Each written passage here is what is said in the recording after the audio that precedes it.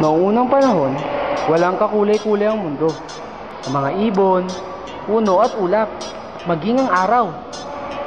Sa isang bayan, may tatlong magkakapatid na naninirahan. Ito sina pula, dilaw at asul. Sila'y mahilig maglaro, naghahabulan at nagtatayaan.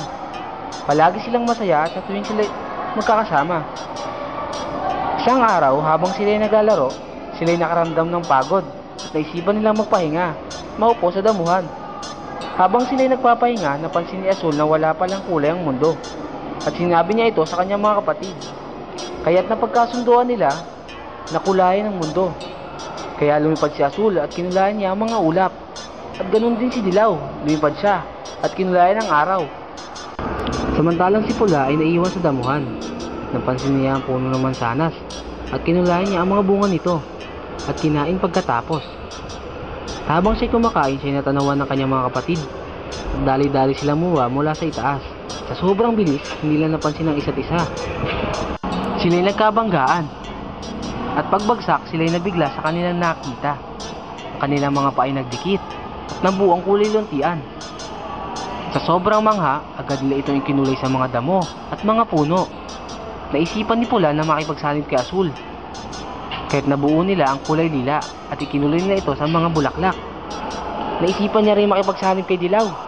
Kahit nabuo nila ang kulay kahel at ikinulay sa kanilang padulasan.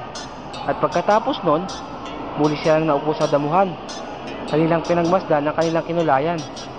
Sila'y nagtatalon at tuwang-tuwa sa ganda ng kanilang ginawa. At mula noon, naging makulay na ang mundo.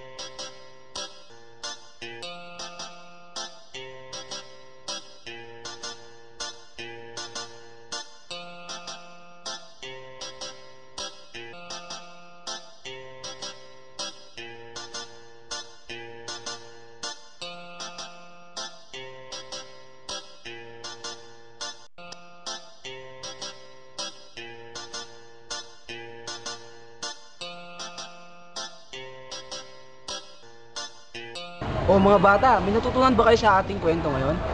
Sana dalawin niyo ulit ako dito at makitambay kayo dito sa Rainforest. Marami pa kayong matututunan at matutuklasan sa lugar na ito. Sige, paano? Paalam na sa ngayon. Paalam!